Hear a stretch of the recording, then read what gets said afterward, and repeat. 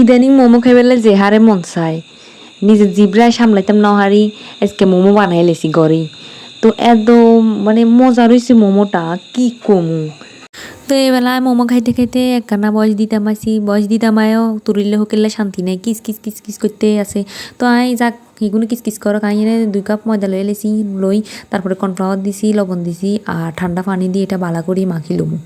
তো ময়দা ডইটারে কতক্ষণ রেস্টে রাখি আয় এবারে মাংসের কিমা লইছি এনে কুন্দুরি মাংসের কিমা লই লেছি আনেরা এটা ব্লেন্ডারে করতে নারেন আবার চুরিটি কুচি কুচি করি কাড়িয়ে লইতে পারেন ছোট ছোট করে। তো আই এনে পেঁয়াজ কুচি ধনে পাতা কুচি তারপরে কাঁচামরিচ কুচি একেবারে যে কুচি কুচি করে কাটতে হবো কুচি কুচি করে দিয়ে দিছি আর কালো গোলমরিচের গুঁড়া দিছি সয়া সস দিছি এবারে এখানে বালা করি একেবারে মিশাই লমু বালা করে মিশাই লই। তো এতে এনে এবার আয় এখন ফ্রাই প্যান লই লেছি ফ্রাই প্যান এতে দিয়ে দিমু বাটার দিয়ে কিছুক্ষণ পরে এটার ভিতরে আয় রসুন কুচি কুচি করে রাখছি রসুন এখানে দিমু এই রসুনটারে একটু নাড়াচাড়া করি কিছুক্ষণ ভাজা হইবার পরে তো আয় এই মিশ্রণটারে মাংসের ভিতরে দিয়ে দিমু। তো এতে এরকম করে দিয়ে এবারে ভালো করে আরও মিশাই লুমু। বাটার দেওয়ার কারণ হচ্ছে যে এটাতে ফ্লেভার একেবারে ভালো একটা ফ্লেভার আইয়ে তো এই কারণে যে বাটারটা দেওয়ারই। তো আপনারা হাইলে সয়াবিন তেল দিতে পারেন কোনো সমস্যা নাই। তো তার ইন্দি মোমো শিটও তৈরি হয়ে গেছে মনে হয় একটু পাতলা হয়ে গেছে।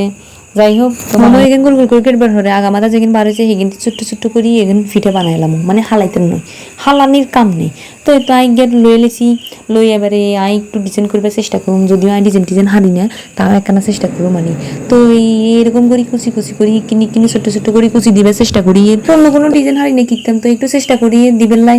তো একটু মনে হয় যে হইছে সমস্যা নাই। তো আরেক গেলেও আবার ট্রাই করুম এরকমভাবে সব গুণ বানাইতে ট্রাই করুম। তো আস্তে আস্তে বানাইতে কাজ ঠিক হইব এটাই তো স্বাভাবিক। তো আমি বিভিন্ন ডিজাইনের আরও বিভিন্ন ডিজাইন করি বানামো দেখি কোনটা কীরকম সুন্দর লাগে। তো এরকম করি বেগুন বানাই লই এলামো। তো আবার এক ফাঁসি দিয়ে দেখি আম্মুরে কইলাম যে দুগে বানাই দেন না আম্মু হাঁটতেন না তোরা বানা।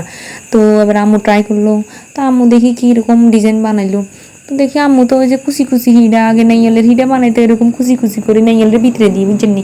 তো আমার হাতে দেখি কুচি করে এরকম করে বানাইছি। তো কইলাম আম্মু আর এরকম ডিজাইন বানাইছেন কয় ডিজাইন ছাড়া কোনো ডিজাইন হারি না তো মোমো কোনোদিন খাইয়ে নয়। তো যাই হোক এরকম করে চেষ্টা করতে সব গুণাঙ্গ সব বানানি শেষ হয়ে গেছে। আবার আমি অন্য 2 বানাইছি আর কিনে চাইলাম আর এই যে হারিনি। তো আমি দেখি যে কোনো রকম মোটামুটি হয়েছে। তো আগে এরকম জালিয়া লাগে উনি আছে তো উনির ভিতরে আমি করি তেল লাগাই লইলাম জন নিচে দিয়ে বাজি ন যায়। তো তেল লাগাইবার পরে এবার ইয়ে করে মোমো বেগুনটা আস্তে আস্তে দিয়ে দিব। তার মানে এত সুন্দর এই কাজের লাই মোমো যতবার বানাইছি উনির ভিতরে এতবারই এত সুন্দর হয়েছে কোনো মোমো মানে বানাইবার বলে কি একটা ভার হয়েছে হেগেন আর লাগতো নয় বুঝেননি। তো আই গেনের ভিতরে বেগুন দিছি একেবারে পাতলি দিতে আগে গরম হানি উতরে লইছি এবার উঠে না হানির উপরে জ্বালি যে বইয়া উঠবে দিয়ে রাখনাখান দিয়ে দিছি। তো এরকম করে 10-15 মিনিটের মতো মনে হয় লাগছে আর 10-15 মিনিট ওয়াইছি বালা করি ওইবার হরে তো এবার নামাই লেছি নামাই চকত করে সব খাইয়ে লেছি। তো লগে টমেটো সস লইছি টমেটো সস ছাড়া তো চলে না কোনো কিছু। তো আর রেসিপিটা কিরকম লাগে জানার এখানে জানাইন আর হাইলে লাইক করে দিন ফলো করে দিন।